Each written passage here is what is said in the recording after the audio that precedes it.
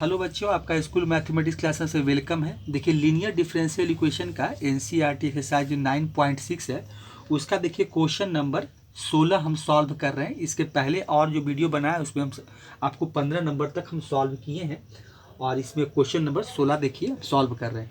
तो ये क्वेश्चन क्या है कि find the equation of a curve passing through the origin given that the slope of the tangent to the curve at any point xy is equal to the sum of the coordinate of the point point of आपका of the point हो गया। ठीक है, अब देखिए इसमें हमको कहता है कि फाइंड द इक्वेशन निकालना है जो ऐसा कर्व है जो कि ऑरिजन से आपका जो पासिंग थ्रू द ऑरिजन है और स्लोप ऑफ टेंजेंट जो दिया हुआ है कर्व एट एनी पॉइंट क्या है एक्स वाई है, मतलब इसका कोऑर्डिनेट है। एक्स वाई का मतलब कि एक्स कोऑर्डिनेट और वाई कोऑर्डिनेट उस पॉइंट का दिया हुआ है, is equal to the sum of coordinate of the point है। देखिए इसका सॉल्यूशन जब निकालेंगे तो कैसे निकालेंगे, तो सबसे पहले तो हमको क्या बात बोला है कि स्लोप ऑफ द टेंजेंट। देखिए तो इसमें अकॉर्डिंग टू क्वेश्चन चले तो सबसे पहले तो लिखेंगे according to question slope of the tangent.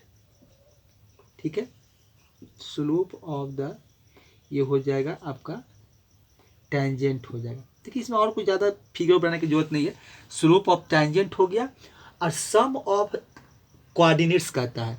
तो अकॉर्डिंग टू क्वेश्चन अगर देखा जाए तो सम ऑफ द कोऑर्डिनेट यही ना बोलता है। अब देखिए कोऑर्डिनेट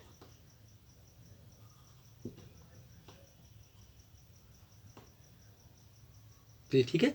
चलिए अब देखिए स्लोप ऑफ टेंजेंट मेरा क्या होता है, तो ये होता है मेरा डी वाई डी एक्स होता है। जो स्लोप ऑफ द टेंजेंट यही होता है डी वाई, यही देखिए आपका स्लोप ऑफ टेंजेंट होता है डी वाई डी एक्स, यही होता है slope of tangent. Equal to में देखिए क्या हो जाएगा सम ऑफ कोऑर्डिनेट, तो पॉइंट का देखिए एक्स वाई दिया है वही कोऑर्डिनेट है मेरा, तो सम ऑफ कोऑर्डिनेट एक्स प्लस आपका वाई हो जाएगा। देखिए एक्स प्लस वाई हो जाएगा। ठीक है, तो यही देखिए अकॉर्डिंग टू क्वेश्चन था आपका कि सम ऑफ कोऑर्डिनेट में क्या करेंगे कि एक्स प्लस वाई ये कर लेंगे। ठीक है, अब देखिए अब D Y D X equal to लिख दिए, इक्वेशन तो जो था डिफरेंशियल इक्वेशन लिख दिए।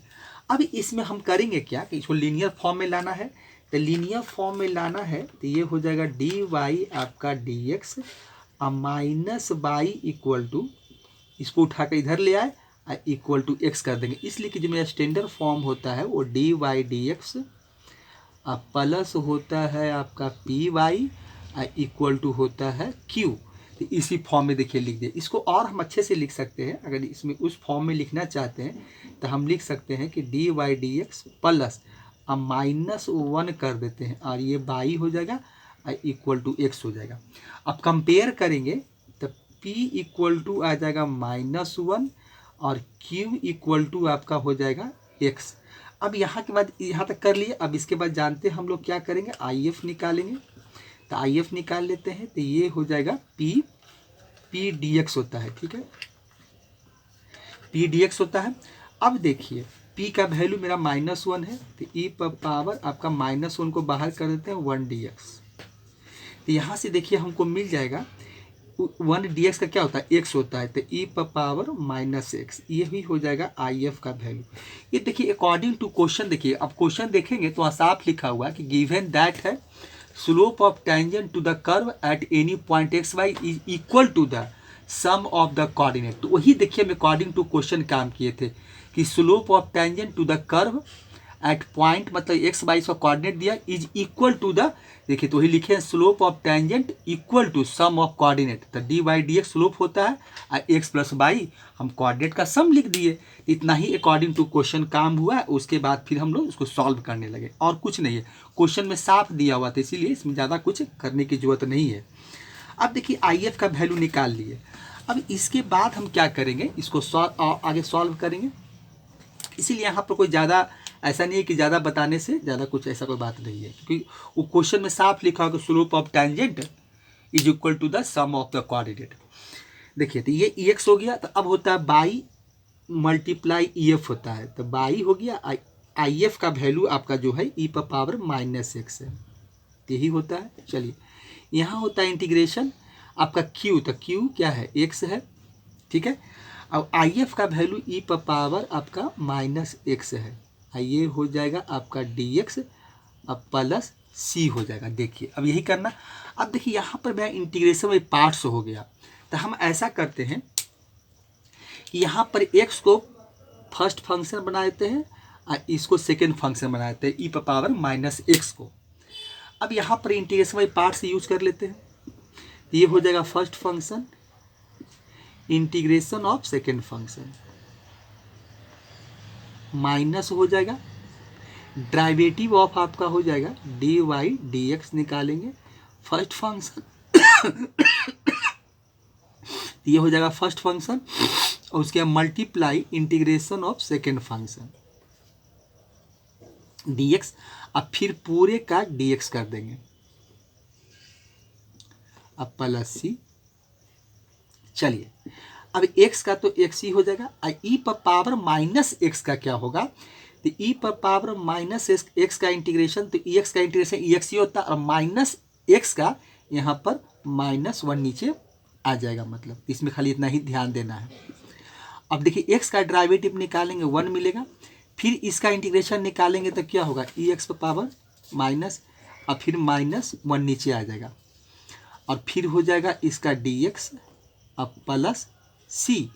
अब यहाँ देखिए माइनस को आगे कर लेते हैं तो माइनस हो जाएगा x ई पर पावर माइनस एक्स हो जाएगा और ये माइनस इसको प्लस कर देगा, ये प्लस हो जाएगा और इंटीग्रेशन ई पर पावर एक्स है और dx हो जाएगा अब प्लस सी हो जाएगा। फिर यहाँ आगे आइए, ये माइनस एक्स हो जाएगा ई पर पावर माइनस एक्स, अब फिर इसका इंटीग्रेशन निकालेंगे तो फिर हो जाएगा ई पर पावर माइनस एक्स और -1 हो जाएगा अब प्लस सी हो जाएगा। अब देखिए यहाँ क्या हो जाएगा माइनस एक्स हो जाएगा और ई पर पावर आपका माइनस एक्स और फिर ये माइनस ही हो जाएगा ई पर पावर माइनस एक्स अब प्लस सी, कितना बराबर ये बाई मल्टीप्लाई ई पर पावर माइनस एक्स बराबर। अब देखिए हम ऐसा करते हैं कि यहाँ पर देखिए एक काम तो हम ये कर सकते हैं ना कि यहाँ माइनस है तो माइनस एक्स को रहने देते हैं और इसको हम पॉजिटिव बना देते हैं तो ई एक्स हो जाएगा। इसको यहाँ क्या है देखिए यहाँ पर फिर माइनस है, यहाँ पर भी आपका ई पर पावर माइनस एक्स ही होगा। चलिए तो यहाँ माइनस अब फिर इसका करेंगे तो 1y हो जाएगा ई पर पावर एक्स हो जाएगा प्लस, क्योंकि रेसिप्रोकल लिखेंगे प्लस में आ जाएगा अब प्लस सी हो जाएगा, ठीक है। चलिए यहाँ पर क्या होगा एलसीएम निकाल लेते हैं तो ई पर पावर एक्स का एलसीएम ई एक्स ही हो जाएगा, तो यहाँ हो जाएगा माइनस एक्स, यहाँ हो जाएगा 1, क्योंकि डिवाइड करेंगे तो 1 मिलेगा, फिर 1 से मल्टीप्लाई करेंगे तो माइनस एक्स ही मिलेगा, फिर ई एक्स को डिवाइड ई एक्स को करेंगे तो 1 मिलेगा 1 मिलेगा। चलिए यहाँ पर क्या हो जाएगा, तो यहाँ पर देखिए नहीं कुछ है तो 1 है, तो यहाँ हो जाएगा सी ई एक्स हो जाएगा, ठीक है। चलिए यहाँ भी हम ऐसा ही कर लेते हैं कि इसको भी रेसिप्रोकल लिख देते हैं। तो अब यहाँ से देखिए एक काम अब यहाँ से ये हो जाएगा, देखिए यहाँ से क्या करेंगे कि ये और ये कट जाएगा, कैंसिल आउट हो जाएगा, ये समाप्त हो गया। चलिए यहाँ देखिए अब आगे आते हैं, तो यहाँ बचा आपका देखिए यहाँ क्या बचा वाई बचेगा सिर्फ, यहाँ वाई हो गया। अब यहाँ पर देखिए क्या हो गया माइनस एक्स अब -1 अब प्लस हो गया ई एक्स हो गया, सी मतलब सी भी रहेगा सी ई एक्स हो जाएगा, सी ई पर पावर एक्स बचा, यही बचा। अब देखिए जो कर्व था जो लिखा था कि slope of tangent to the curve at any point, ये तो एक्स बाई था, लेकिन कर्व का देखिए इक्वेशन ठीक है, curve passing through the origin था, तो ऑरिजन का मतलब ये कहता है कि यहाँ पर एक्स पुट करना है एक्स बराबर बाई और x इक्वल टू 0 और y इक्वल टू भी 0 ही पुट करेंगे, तो ये चीज़ हमको ऑरिजन से पास कर रहा था, तो जो हमको x और y का देखिए वैल्यू हमको यहीं से मिल गया कि x इक्वल टू 0 पुट करेंगे और y इक्वल टू भी 0 पुट कर देंगे। तो अब यहाँ पर देखिए तो y इक्वल टू 0 करेंगे तो 0 हो जाएगा, x का वैल्यू 0 तो 0 और फिर हो जाएगा आपका -1 अब प्लस हो जाएगा c ई पर पावर 0, तो यहाँ से देखिए मिलेगा क्या, तो 0 में से 1 घटाएंगे तो -1 ही मिलेगा, अब प्लस हो जाएगा ई पावर 0 का मतलब वैल्यू 1 होता है तो 1 हो जाएगा। तो यहाँ से मिल जाएगा -1 और c मल्टीप्लाई 1 c हो जाएगा आई इक्वल टू 0। तो इसको उठा कर इधर ले आते हैं तो 1 बराबर c, इसलिए c बराबर हमको 1 मिल गया। देखिए यही हम लोग c का वैल्यू यहाँ से निकाल लिए। देखिए c का वैल्यू आपको यही मिला, c बराबर 1 मिला। ठीक है, अब देखिए c बराबर जब 1 मिल गया तो हम इसी इक्वेशन में पुट कर देते हैं। देखिए तो क्या हो जाएगा, y इक्वल टू ये हो जाएगा -x -1 और c का वैल्यू 1 है तो c का वैल्यू 1 बैठा दीजिए तो 1 मल्टीप्लाई EX हो जाएगा। तो वैल्यू आपको मिलेगा -x -1 अब प्लस आपका e power x y equal to, इस सारे वैल्यू को उठा के इधर ले आइए तो ये हो जाएगा y + 1 से प्लस पहले x है x ही लिख देते हैं तो पहले x हो जाएगा और ये +1 हो जाएगा और इक्वल टू EX हो जाएगा। तो इसको अरेंज भी कर सकते हैं तो ये मिल जाएगा x + y + 1 और equal to e power x। तो यही देखिए इसका सॉल्यूशन हो गया। तो यही हमको निकाल कर दिखाना था, तो यही इसका आंसर हो गया। देखिए यही आंसर हम लोग निकाल लिए कि x + y और +1 इक्वल टू EX। तो क्वेश्चन नंबर का यही आपका सॉल्यूशन है। ठीक है, तो इस तरह से क्वेश्चन नंबर 16 जो था 16 का सॉल्यूशन देखिए हम निकाल दिए हैं। यहाँ पर जो आंसर था यही NCERT में आपका क्वेश्चन नंबर 16 का दिया हुआ x + y +1 equal to EX।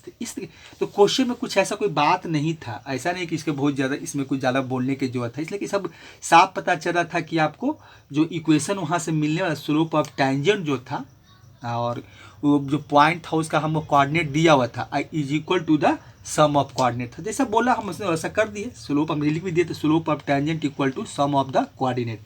तो स्लोप ऑफ टेंजेंट क्या होता है, dy/dx होता है, x + y हो गया। उसके बाद जो फॉर्मेट था उस फॉर्मेट में लाए, y को इधर किए और x को छोड़ दिए, फिर उसका p और q का वैल्यू लिखकर सॉल्व कर दिए। तो ये हमको यहाँ से सॉल्यूशन मिला। ठीक है, तो इसको हटाते हैं और क्वेश्चन नंबर 17 बनाते हैं।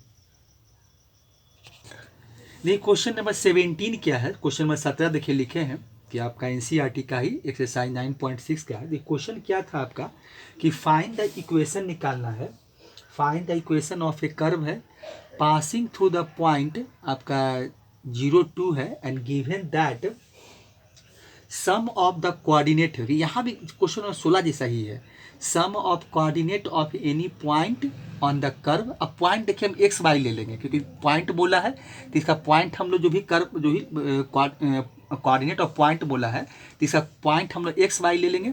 फिर कहता है कि point on the curve exceed the magnitude of the slope of the tangent.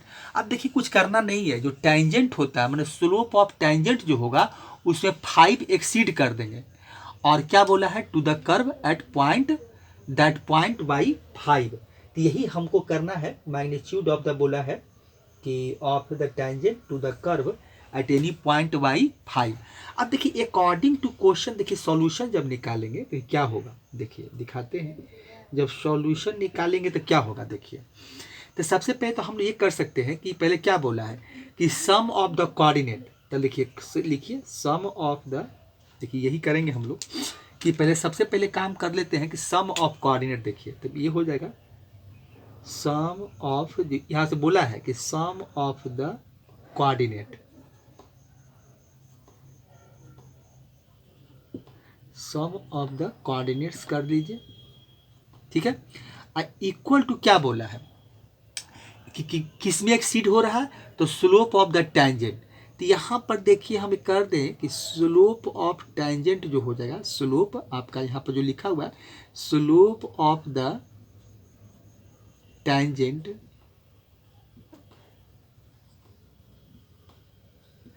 इसी में कितना एक्सीड किया है तो +5, यही देखिए आपका किया हुआ +5 कर दीजिए, बस यही है।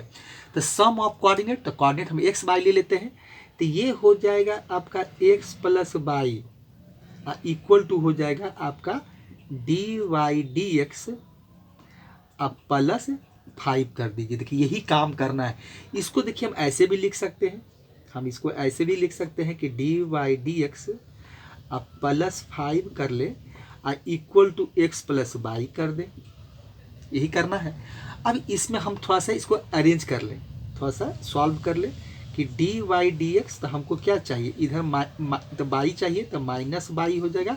अब 5 को उधर लेके चले जाते हैं तो x माइनस 5 हो जाएगा, क्योंकि बाई आएगा तो माइनस होगा, 5 उधर जाएगा तो माइनस हो गया।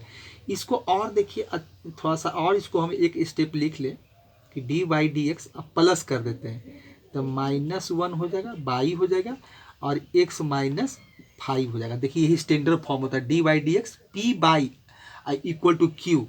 तो यहाँ पर देखिए p इक्वल टू हमको मिल गया -1 और q इक्वल टू आपका है x माइनस 5। अब यहाँ से हम लोग क्या कर लेंगे, IF निकाल लेंगे, बस यही तक काम ही करना था। IF निकालिए तो ये हो जाएगा p dx। ठीक है, चलिए p का वैल्यू बैठा लीजिए, तो e पर पावर हो जाएगा आपका माइनस को 1 बाहर कर देते हैं और 1 dx हो जाएगा। अब इसका निकालेंगे तो क्या होगा, 1 dx का x होता है, तो e पर पावर आपका -x हो गया। देखिए यही हम IF का वैल्यू निकाल लिए। अब IF का वैल्यू हम निकाल लिए, ठीक है। चलिए अब यहाँ से क्या होता है, बाई मल्टीप्लाई IF होता है, ठीक है। चलिए बाई मल्टीप्लाई IF कर दीजिए, तो बाई मल्टीप्लाई आपका हो जाएगा IF e पर पावर -x, फिर इंटीग्रेशन होता है q, तो q कितना है x माइनस 5 मल्टीप्लाई IF, तो e पर पावर -x, ये हो जाएगा dx, अब प्लस आपका हो जाएगा c। अब देखिए, अब यहाँ पर देखिए फिर इंटीग्रेशन में पार्ट्स हो जाएगा, क्योंकि x माइनस 5 ई पर पावर -x है, तो फिर इसको बनाए थे फर्स्ट फंक्शन या इसको बनाए थे सेकेंड फंक्शन। तो फिर वही काम करते हैं, इंटीग्रेशन में पार्ट्स का यूज़ कर लेते हैं। तो फार्मूला क्या, उसका रिजल्ट क्या, फार्मूला क्या होता है, फर्स्ट फंक्शन, तो फर्स्ट फंक्शन x माइनस 5 है। अब फिर integration of e minus X हो जाएगा, dx होगा, माइनस फिर होगा आपका D Y D X, first आपको डेरिवेटिव निकलेगा किसका, फर्स्ट फंक्शन का, तो x माइनस 5। अब फिर हो जाएगा इंटीग्रेशन सेकेंड फंक्शन dx हो जाएगा, e पर पावर -x dx, और यहाँ से ब्रैकेट लगाइए, अब फिर कर दीजिए dx, अब प्लस c। अब यहाँ से देखिए क्या मिल गया, x माइनस 5 हो जाएगा आपका, e पर पावर -x का निकालेंगे तो e पर पावर -x अब -1 हो जाएगा, ठीक है। फिर माइनस, अब x माइनस 5 का डेरिवेटिव निकालेंगे तो x का 1 हो जाएगा और -5 0 हो जाएगा, तो मतलब 1 मिलेगा, तो 1 हो जाएगा। इसका इंटीग्रेशन निकालेंगे तो ex और फिर -1 हो जाता है, और फिर हो जाएगा आपका dx अब प्लस c। यहाँ देखिए इस माइनस को आगे लगा दीजिए, तो माइनस आप ऐसा भी लिख सकते हैं, एक x माइनस 5 और e पर पावर -x, और ये माइनस इसको प्लस कर देगा और e पर पावर -x हो जाएगा, और ये हो जाएगा आपका dx अब प्लस c कर दीजिए, ठीक है। चलिए अब यहाँ से आइए, तो माइनस आपका हो जाएगा x माइनस 5 e पर पावर -x अब प्लस, फिर इसका इंटीग्रेशन निकालेंगे तो e पर पावर -x, अब फिर नीचे -1 प्लस c हो जाएगा, ठीक है। अब इसको और अब सब सॉल्व करते रहिए, क्या बस इंटीग्रेशन का आप लोग पढ़े हैं, खाली बस एक तरह से इंटीग्रेशन का मुझे रिवीजन कर रहा है। फिर यहाँ माइनस हो जाएगा e पर पावर -x अब प्लस c हो जाएगा। फिर देखिए यहाँ पर कितना बराबर e पर पावर -x था, ठीक है। अब इसको हम ऐसा करते हैं, e पर पावर इसका रेसिप्रोकल ले लेते हैं तो प्लस बन जाएगा। यहाँ भी देखिए क्या हो जाएगा, x माइनस 5 कर लेते हैं, यहाँ पर भी e पर पावर x कर देते हैं, इसका रेसिप्रोकल ले लिए, प्लस हो गया। अब फिर से सॉरी माइनस हो जाएगा, तो यहाँ माइनस i1 बाई e पर पावर x कर देते हैं, अब प्लस c कर लेते हैं। चलिए इसका एलसीएम लेंगे तो कितना मिलेगा, e पर पावर x, तो यहाँ देखिए e पर पावर x से डिवाइड करेंगे 1 मिलेगा, तो यहाँ आपका x माइनस 5 ही मिलेगा माइनस, अब फिर यहाँ भी आपका 1 ही मिलेगा, ठीक है। ये हो जाएगा, अब प्लस आपका हो जाएगा यहाँ देखिए क्या, चलिए यहाँ हो जाएगा प्लस आपका हो जाएगा सी हो जाएगा ई पावर एक्स हो जाएगा और नीचे 1 है, इसलिए ये वैल्यू मिलेगा। ठीक है, चल अब इसको आगे और सॉल्व करते हैं। ठीक है,